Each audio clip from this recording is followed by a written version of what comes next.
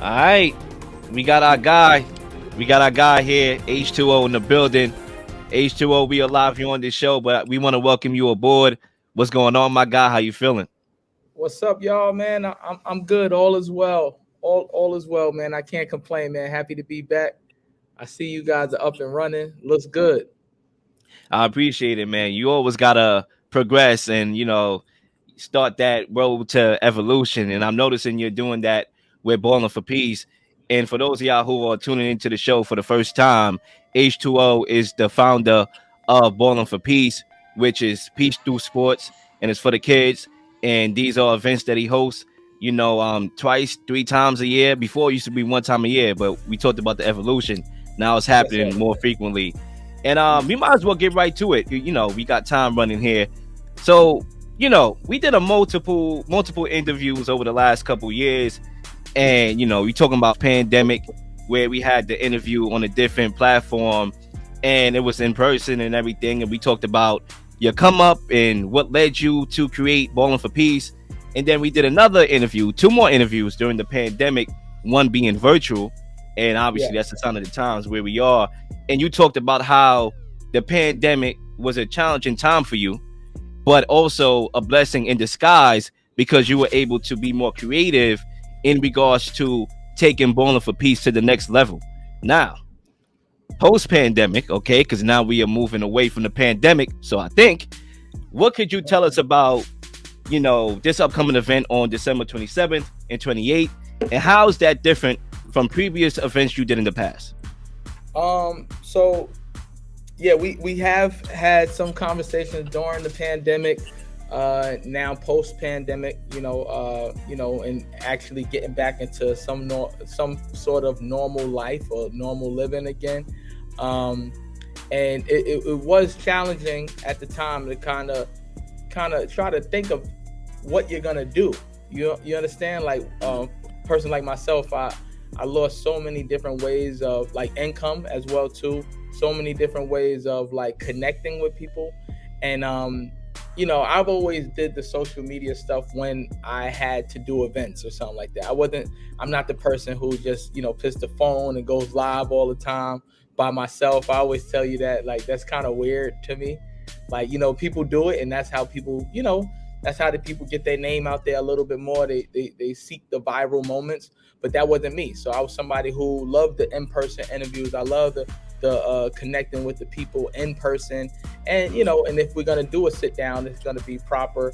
But we had to get normalized, going over online and stuff like that. So it has helped me in that sense of like being able to get out of my comfort zone and kind of do things online like this, because it probably would have took us a long time to kind of, hey, what time can you meet here? Can we meet in person here? So like, I take that I take that as a way that we bettered ourselves during that time. So with the events, we've been doing them. We try to do them quarterly. We do the Bowling for Pizza celebrity basketball game. We do the flag football. We do the bowling, and we do the softball game. We was able to do the softball game this year against NYPD. We did the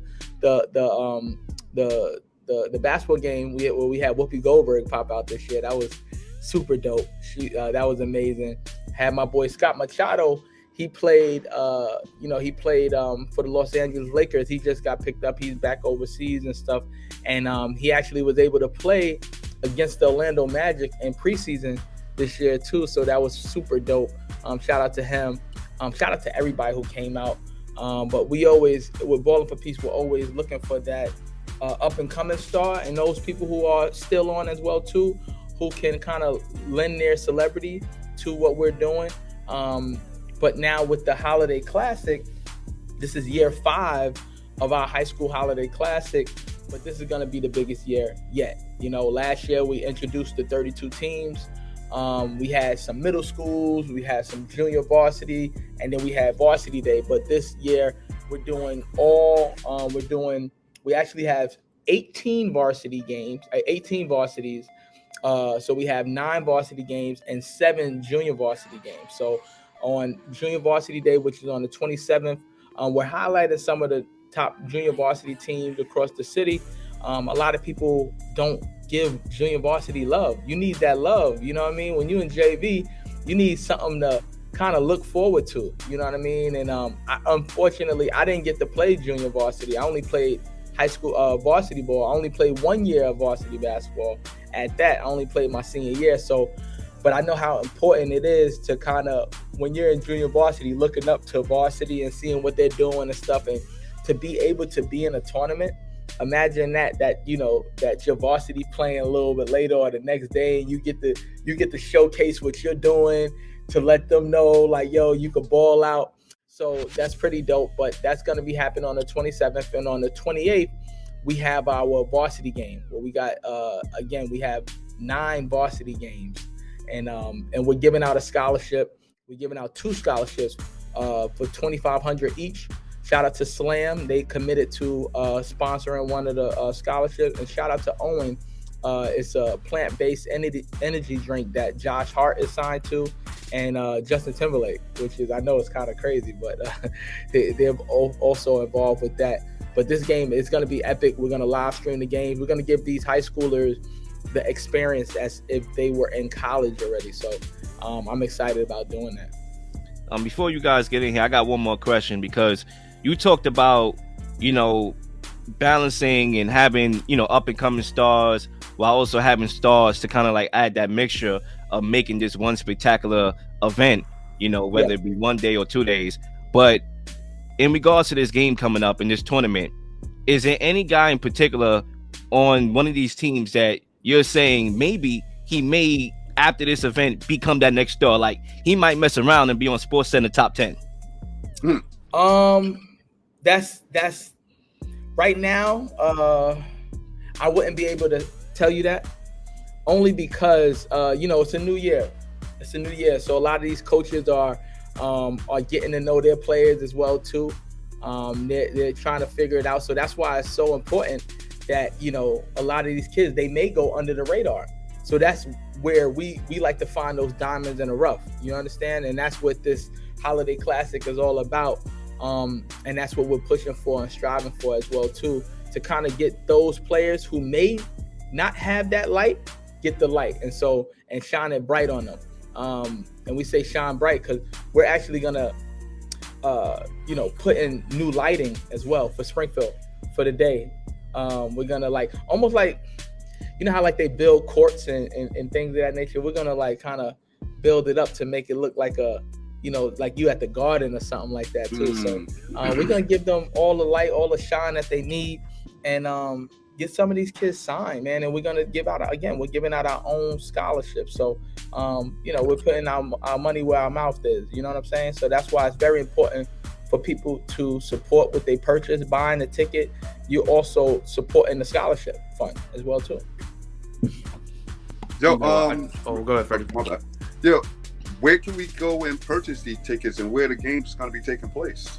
The games will be taking place at Springfield Gardens High School in Queens, New York. My mother used to teach there for over 25 years. Last year we did it there. We donated 2 brand new basketball rims to them.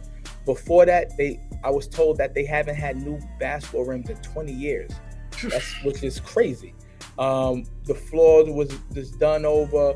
They have new padding on the wall now. They fixed their bleachers up.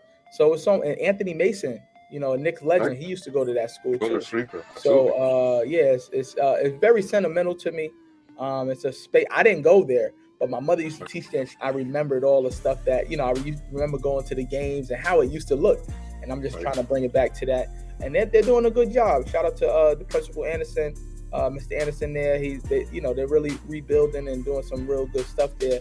And with my help, with Ballin' for Peace, making that my home base, I think that'll help out a lot even more. But you can purchase your tickets at Ballin' for Peace, NYC32.eventbrite.com. Again, that's Ballin' for Peace, NYC32.eventbrite.com, or go to ballinforpeace.org and get your tickets. We have everything there. The scholarship information, everything's on the website. Pretty dope. Yeah. Oh man, so when we first interviewed years ago, during the pandemic, that was like a moment where it was like we were talking about Ballin' for Peace. I actually first got my knowledge of Ballin' for Peace, and I just want to say from that moment in the pandemic till now, I've just seen nothing but tremendous growth. And kudos to you and the organization for doing this, not only for the kids, but for the community, because we have to build up our communities from the inside out, hopefully to keep rising and helping these kids flourish for the future. They are the future.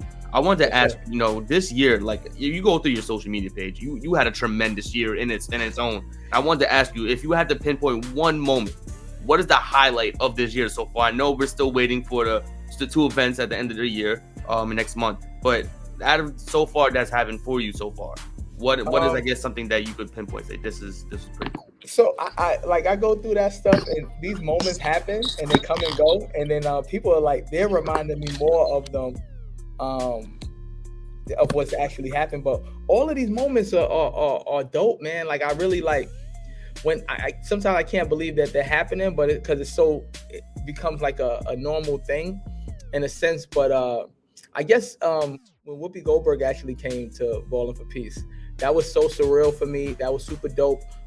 Being on Pix 11 on the morning news live, like, you know what I'm saying? That was my first time I was on the news before, but they always like recorded it, and then like it was like, then they put it out on later. But to be on the morning news on Pix 11, that was crazy. And being on Sports Nation, they had their sports show. They did a whole like feature on Ballin' for Peace, which is super dope, man. And these moments that keep, that are happening are like, they're so surreal, man. Sometimes I just wish my mother was able to see these things,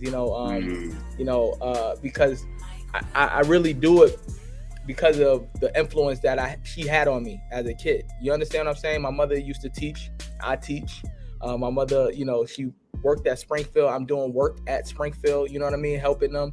And that was actually the first school that I ever taught at, Springfield High School. I was a substitute teacher. But again, all of the stuff that I've done, my mother used to throw basketball tournaments. I do basketball tournaments. You know what I mean? I used to watch my mother, like, not just teach, but do other things on the side. She used to have something called Rhonda's Chicken Den.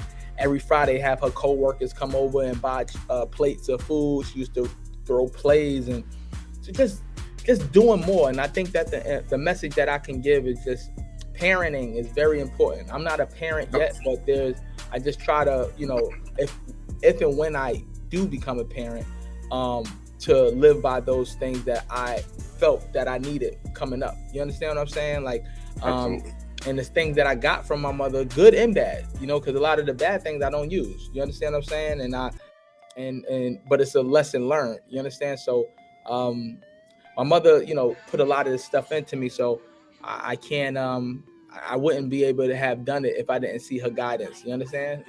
Again, good or bad, So I think this message should go out to a lot of parents. Hey, put some time into your kids. They're watching, they're looking at you. Everything that you do is very important, that you put your best foot forward, even when you're having a bad day. Absolutely. Facts. Yeah. I agree. Go ahead, Cuzzo. You could go. Yeah. What he just said right there, me being a parent, that is legit. The time that you put into your children is what you're going to get out of them. If you don't put no time into them, you'll see the streets raise them. You have to put time into your kids, okay? And I ain't just talking about patty cake parenting. I ain't just talking about putting clothes in their back, food in their stomach, and roof over their head. You got to spend time with them. Help them reach their full potential. Is so you're supposed to be able to know the nuances of the child, the weaknesses in their strengths, and guide them in the right direction. 100%. Yeah, and I think Ballin' for Peace is doing a good job of guiding, these kids and giving them something to do, because a lot of these kids could be on the street. There's a lot of influence out there. The world could swallow you up in a heartbeat. So, that's really a good thing. Even if it's just a couple hours of their day, they're able to maintain focus and look towards something to keep them occupied. The next question I would have is basically, we know that, we don't really like to get into the celebrity conversation here on the show. We like to focus on the event and the kids participating in the event. But for those people who's going to watch this show and, is hesitant on popping out, how that go. What celebrities could they look forward to, that could be at this event where they be like, all right, listen, man, I might pop out to see so-and-so. So what we're going to do, which is very different, because these, we love to add the influencer input to what we're doing with it being a high school event, where we're actually going through the list of influencers / celebrities who are gonna be gifting these kids the MVP trophies. So we have 16 games. So we'll have 16 influencers giving out. We're not just gonna have one per. There's gonna be one celebrity / influencer each game to give out a trophy. So that list will be coming. We're a little over 43 days away. So I'm working on that list as we speak. I have some people in mind, but as if anybody knows, if you're gonna expect anything, you're gonna have some people popping out of some face value. I put the time in a lot with that, and collaborating with Slam and everything for this one, and Owen, who has their own celebrities as well too.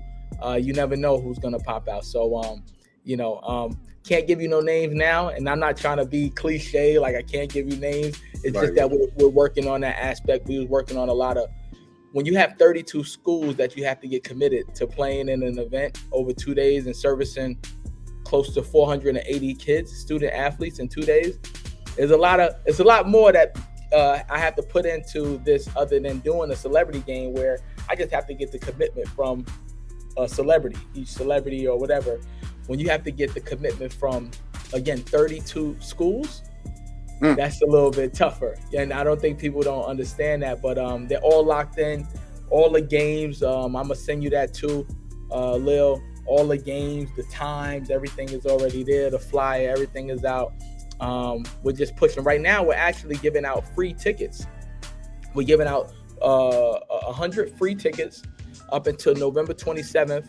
Right now, I think only like 50 of them been used, so about 50 left. So you can get your free ticket. The mindset with that is that no one's just gonna come by themselves. So you give out one ticket, somebody's gonna bring somebody and support. And we also wanna, that's a way of giving back as well too. It's a holiday season, and that's our way of giving back. So come out. We got tons of dope vendors that's gonna be there. Good food. Body Armor's gonna be there giving out waters and drinks, and the list goes on and on. But it's gonna be super dope. We're also gonna do a high school slam dunk contest. We're picking 4 dunkers, and it's gonna be fire, man. Like, listen, this is gonna be the biggest high school event in New York City, if ever. A long time, if ever. You know what I mean? I'm putting a lot into this this year.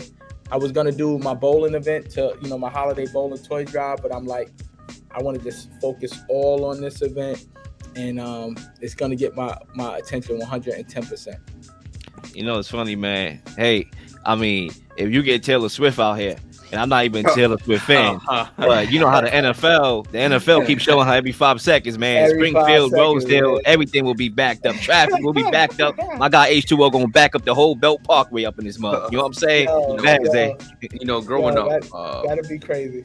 And growing up, I was able to witness tournaments like the N1 tournament in Coney Island. I was able to see the Starberry tournament. I was able to see the vicious battles and tournaments in Red Hook when they used to play against each other all the time. I think this Elite 32H High School Classic is gonna martyr. It's gonna be right there, mimic a lot of these events, and I've seen it. I'm seeing like the vision. I'm seeing everything you're talking about, and I kind of foresee and visualize the tournament actually happening in front of me, essentially, as you're speaking about it. So I kind of get that energy and excitement as you're speaking about it. So I kind of already know that this event's gonna be great because of how passionate you're talking about it now, how much energy and focus you're putting out throughout the year. And I know you're not only thinking about this next tournament, you're thinking about the next one's already happening for next year.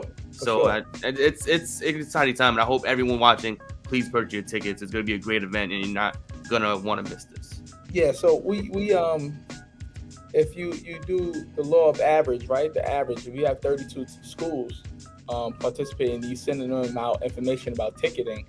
32 schools, 480 student athletes already. They tell their friends, their mom, so just imagine, right?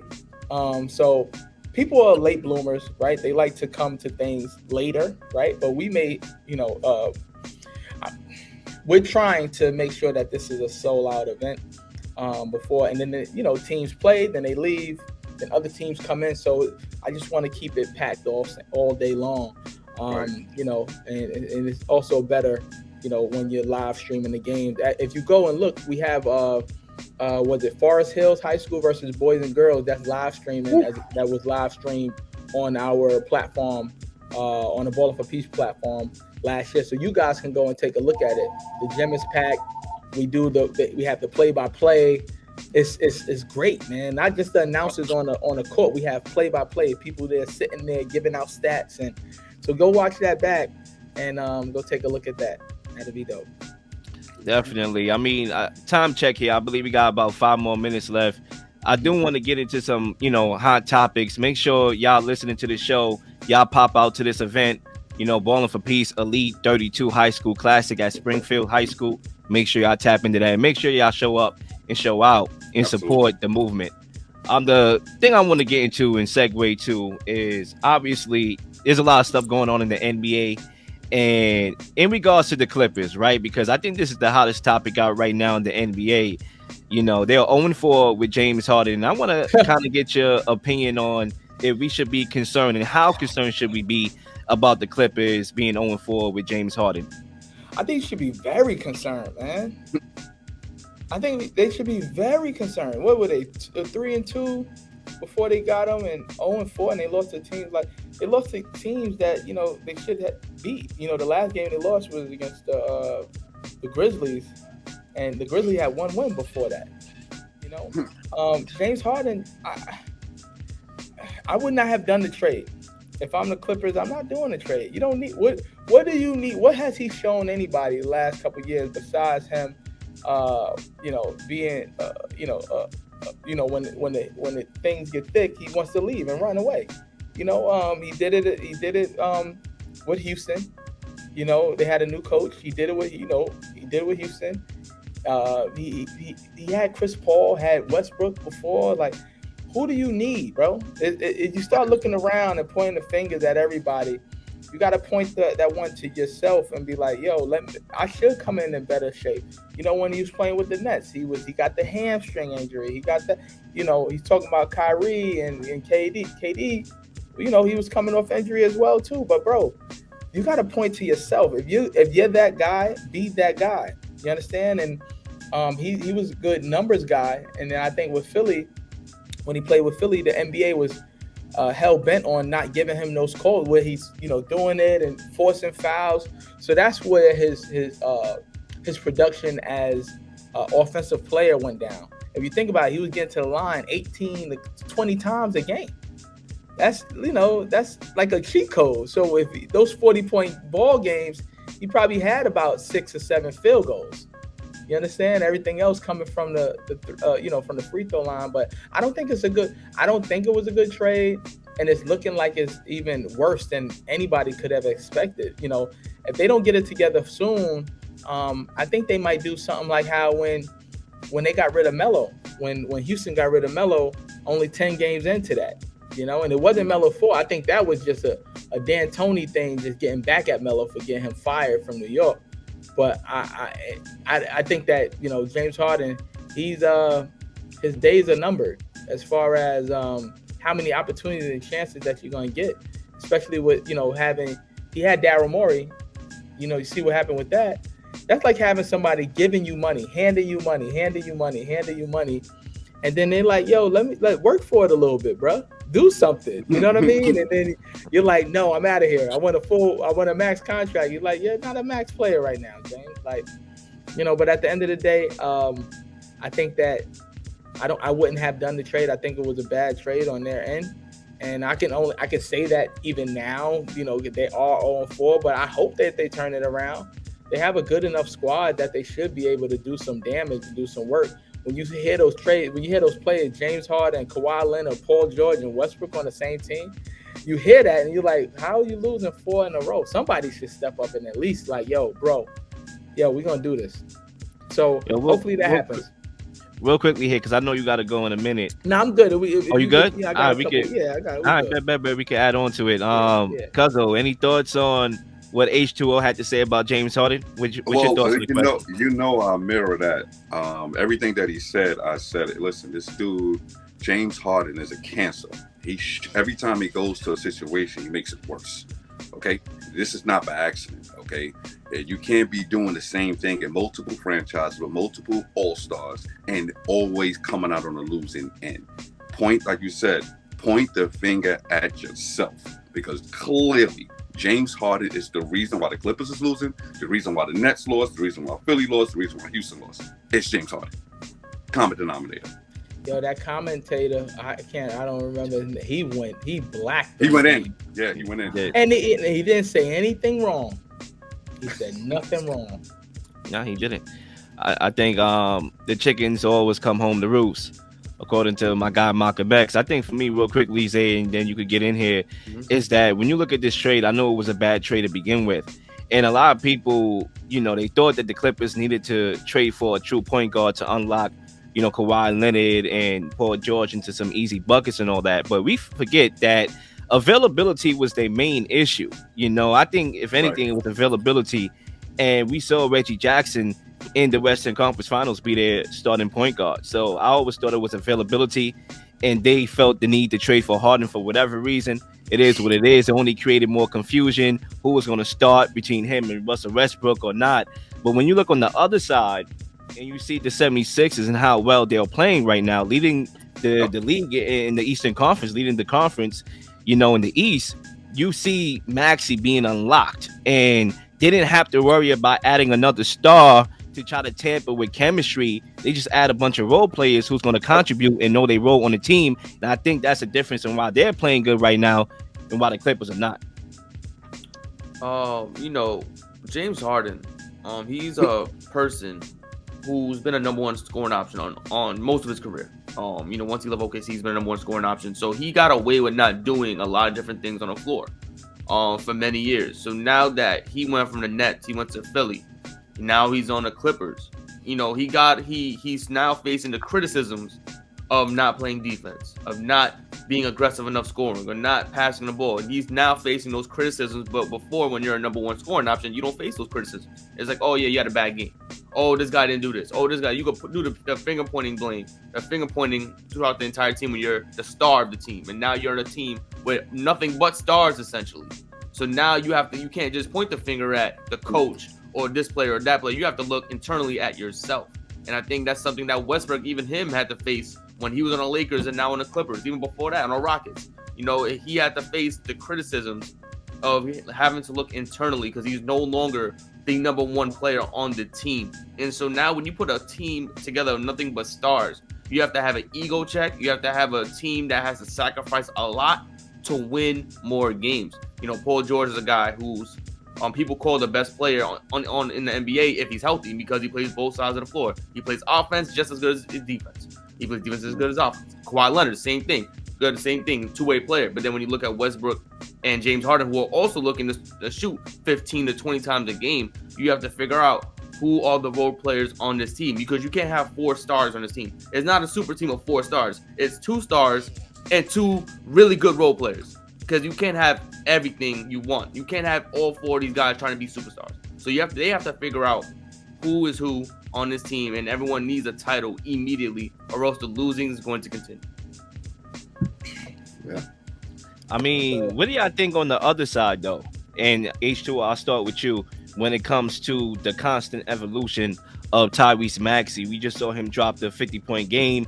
He seems to be trending in the upward trajectory. Obviously, opportunity has a lot to do with that. When you're behind James Harden, you that sidekick, you're behind Embiid as well. Now you have the keys to the offense and you're unlocked. What do you think about Tyrese Maxey and his progression right now? Man, Tyrese Maxey, bro. I've been knew that he was a star. Like, you see players' work ethics. You see how they come to a game. He wants to play basketball. James Harden wants to be a fashion icon, right? I look at how when people come into the NBA, like they're so hungry, they're so ready to play basketball, right? They're ready to do anything that it takes, but then they get NBA'd. And what I mean by that is they get the normal stuff of everybody, with the jewelry and this or the fat. Like, look at Jimmy Butler. Look at Jimmy Butler, bro. Like, how do you come to media day? He wouldn't dare do that in his rookie year. You understand what I'm saying? He wouldn't dare do that in his rookie year because he knows and he understands that, I may not, he's the second rounder or late first round. I may not play a minute. So I'm here, locked in on basketball. When that goes, to the left, when they call you a superstar now, Kyle Kuzma, look at him, the hair change. He was in LA doing all this weird stuff. You understand? When you're playing basketball and you're locked in, Tyrese Maxey is locked in on. He's a basketball player who's playing in the NBA. And if he keeps this up and he continues to be locked in and be the humble person and humble human being that he is, he will have a very, very, very, very, very good career. It's like LeBron James never strayed away to the weird stuff. You know what I mean? And I'm not even a big LeBron fan, to be honest with you. I'm just telling you the facts of basketball life, right? When you're locked in and you're doing the same thing that you've been doing over the years, you'll play better. You'll have a better understanding of the game, and you'll be locked in with that. And I think that if Tyrese Maxey continues to do that, the sky is literally the limit, man. He's gonna go beyond that and more. He's more than capable of being a scorer, a defensive lockdown player. And Philly didn't need anything else. They didn't need anything else, right? And that's why they're doing so well, because they could just focus on basketball and play basketball. No side distraction, not from their coaches, from Doc Rivers being there. Is he gonna win? Can he do it again? There's a lot of distraction right now, and even their coach from Toronto. Drawing a blank. The Phillies coach from Toronto. What's his name? Talking about Nick Nurse. Nick Nurse, yes. Nick Nurse is a Toronto's silly for letting that man go. He led that team who should not have won a championship win a championship.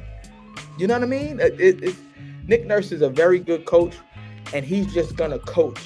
He's one of those. He's just gonna go do what he gotta do. The players who are gonna play, he's gonna play them, and that's why they're having success. Kelly Oubre came up. People, thought that he was gonna be, wishy-washy. Kelly Oubre averaged 20 points last year too. People don't realize that because he wasn't in a marquee place, But he's he'll be back. It's unfortunate what happened with him, and whatever happened, him getting hit by, I don't know if it's a motorcycle or a car or whatever, but hopefully he'll come back soon. And I think Philly, they're a scary team. You know what I mean? The Bucks was able to get them, in opening day, but Philly's a scary team, man. Yeah. The last question I had before we get up out of here is in the season tournament, the in-season tournament that's going on. What are your thoughts about that? Do you think it's a major difference? Like, do you get that feel like, oh, this is the in-season tournament here, not the regular season, or do you feel like it's kind of the same right now? I don't get that feel. I just feel like it's the NBA trying to, keep ratings, keep people doing, playing, some sort of meaningful game. They actually said that you can't win MVP if you don't play 65% of 65 games or more, which is good. Right? Because a lot of these people, low management and this, that, and the third, is trash. So they're just trying to put more emphasis on these regular season games. It's a long season. 82 games is a long time, right? So I think what they're trying to do is just make more, make it feel a little bit more important. And they're also copying Europe. They have the Euro Cup, where they take some of the top teams and stuff like that. And the NBA's been copying a lot of leagues. They copy, TBT with the Elam ending and everything like that for the All-Star game. They're just trying, and then the play-in games. And again, it's just a cash grab. I think that it's a cash grab, and they're just trying to keep some more attention on the NBA as the NFL season is going on and everything like that. So, but I don't think it feels more important. That team that wins the in-season tournament, if they don't win a chip, who cares? Like, you know what I'm saying? Like, I don't think anyone's gonna care. Hey, we won the in-season tournament. Woohoo! That's right. I feel you. I do got one more question, and this is the last question for real. Okay. Because it just hit me. You doing Bowling for Peace, I feel it's a good segue because I don't know if you saw that report about the DOJ investigating the NBA for sabotaging Ice Cube's Big Three, but I kind of wanted to get your thoughts on that because you run a business of your own, a basketball, organization of your own. So I wanted to get from your lens, what do you think about that? Although the facts are not fully presented yet. It does feel that way. Like with the Big Three, I felt like the Big Three had way more support when it first started.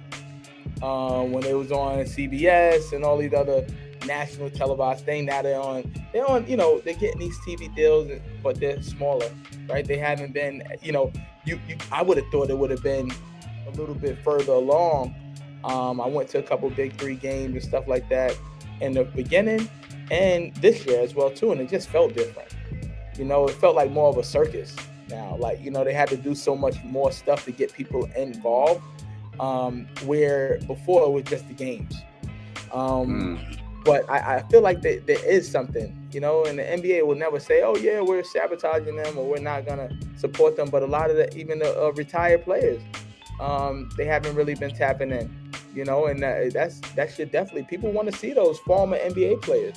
Even if it was the former NBA players playing, they no longer could play in the league. Why not have a home? Why not support the former players? It's like, it's like the NBA just wants to be the only show in town, especially when it comes to basketball. And we actually need more outlets for it because there's so many phenomenal basketball players who have to go overseas to play ball, and I think that the NBA should calm down, retract what they're doing, and really support the Big Three, as if they were supporting the D League. The D League is where it's at because the NBA hasn't really even supported that and where it's supposed to be.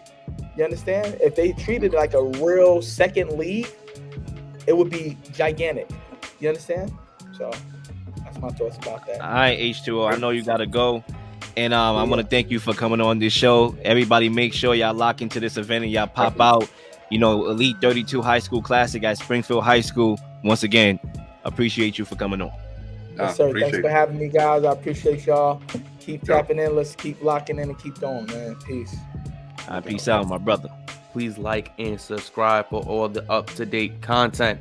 You've been slinging shows left and right, slinging content left and right. Please don't miss anything. If you do, like, subscribe, leave a comment, leave a question, something you may want to answer, something you may have. All ideas are great ideas. Nothing's a dumb question.